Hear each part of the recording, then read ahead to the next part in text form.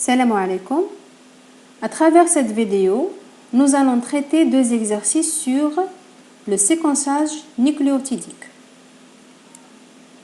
Tout d'abord, je vous rappelle que le séquençage est la détermination de la succession des nucléotides qui le composent. Cette détermination est utile aussi bien pour la classification des espèces que pour l'identification. Cette technique implique l'incubation d'un fragment d'ADN à séquencer, simple bras, avec de l'ADN polymérase, l'amorce, les DDNTP radioactifs ou les didesoxynucléotides radioactifs et les DNTP non radioactifs.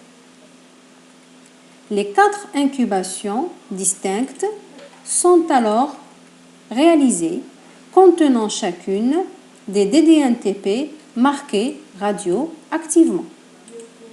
C'est-à-dire, dans chaque incubation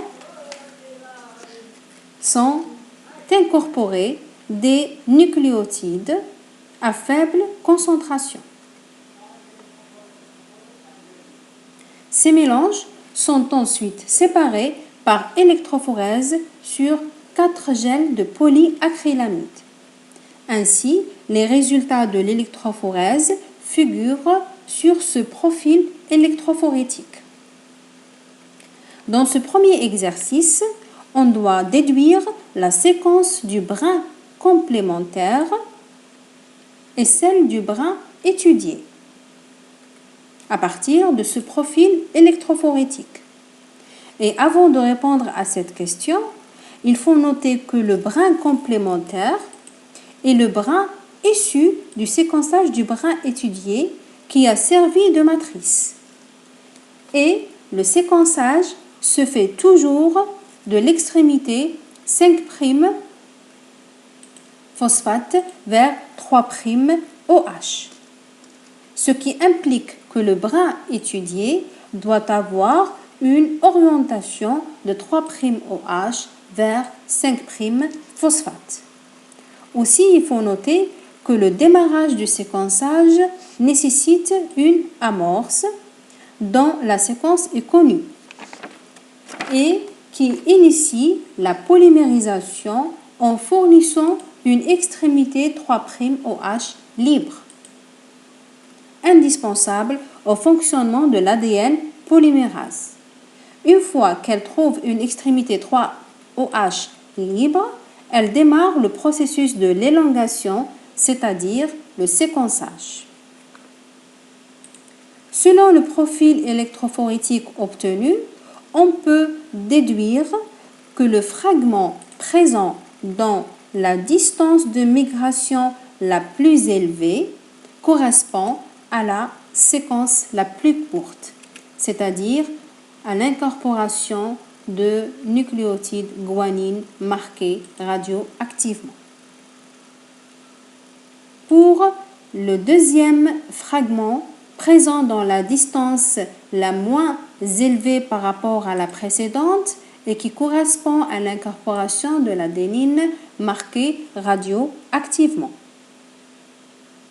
Ainsi de suite pour le reste des fragments dont les distances sont moins élevées que les autres, et cet enchaînement de nucléotides nous permet d'avoir par la suite la séquence du brin étudié, la séquence du brin complémentaire. Et pour obtenir la séquence du brin étudié, il suffit d'appliquer la règle de complémentarité de base.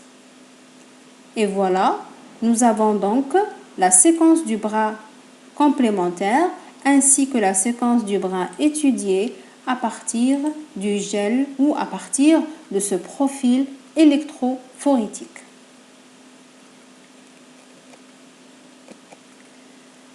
Pour répondre à la deuxième question de cet exercice, préciser le rôle de la forme didésoxynucléotide.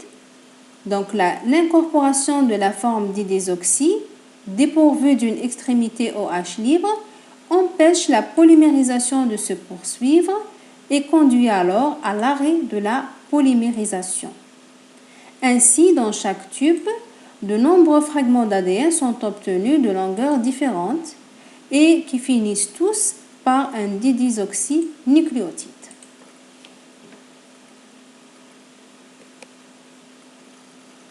Dans l'exercice numéro 2, soit le fragment suivant à séquencer, orienté 5' phosphate vers 3' OH. Dans cet exercice, on nous demande de donner les résultats de chacune des 4 incubations, ainsi que de dessiner le profil électrophorétique à partir de la séquence donnée. Sachant que le brin séquencé et le brin étudié, dans ce cas orienté de 5' phosphate vers 3' OH, doit être réorienté de 3' OH vers 5' phosphate, sachant que le sens du séquençage se fait toujours de 5' phosphate vers 3' OH.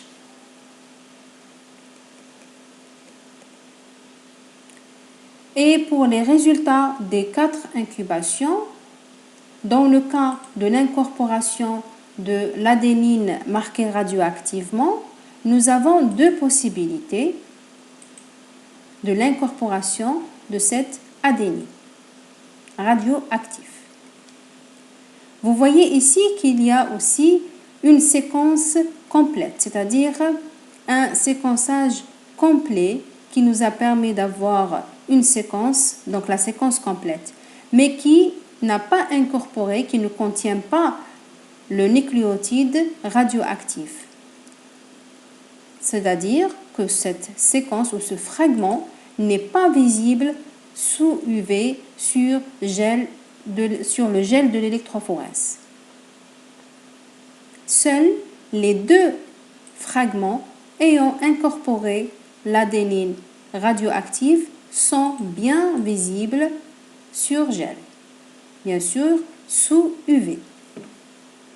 Il en est de même pour la deuxième incubation. Dans le cas de l'incorporation de la cytosine marquée radioactivement, il y a 2 possibilités d'incorporation. Donc ici, la polymérisation s'arrête à ce niveau-là, et dans ce cas, le deuxième arrêt de la polymérisation. La séquence complète qui ne contient pas la cytosine marquée radioactivement n'est pas visible sur gel, comme je l'ai déjà dit. Pareil pour la 3e incubation et la 4e incubation, donc qui concerne l'incorporation de la thymine radioactive. Voici donc les 4 incubations obtenues à partir de la séquence donnée. Et pour la deuxième question, donc il nous demande de dessiner ou de schématiser le profil électrophorétique. Et pour faciliter ce schéma, il est recommandé de classer les fragments obtenus selon une taille croissante pour faciliter donc le schéma du profil électrophorétique. Bien sûr, en se basant sur le fait que la distance de migration est inversement proportionnelle à la taille du fragment, donc la séquence ou le fragment le plus court migre plus vite et donc plus loin. Donc, dans ce cas, c'est la thymine qui migre le plus loin et par la suite la cytosine, ensuite donc l'adénine et ainsi de suite jusqu'à compléter donc ce profil selon les tailles des séquences obtenues. Voilà donc le schéma complet du profil électrophorétique selon ce gradient donc, de séquence obtenu à partir des 4 incubations. Et donc, dans ce premier exercice, le profil électrophorétique donné nous a permis de déduire le brin complémentaire. Et ce brin, donc, il nous a servi de déduire la séquence du brin étudié par la règle de complémentarité de base. Et inversement, dans le deuxième exercice, dans lequel le brin étudié a été donc donné, et on devrait donner les résultats des 4 incubations, ensuite schématiser le profil électrophorétique. Et donc, il ne faut pas oublier toujours que le sens de séquençage se fait de l'extrémité 5' phosphate vers l'extrémité 3' OH.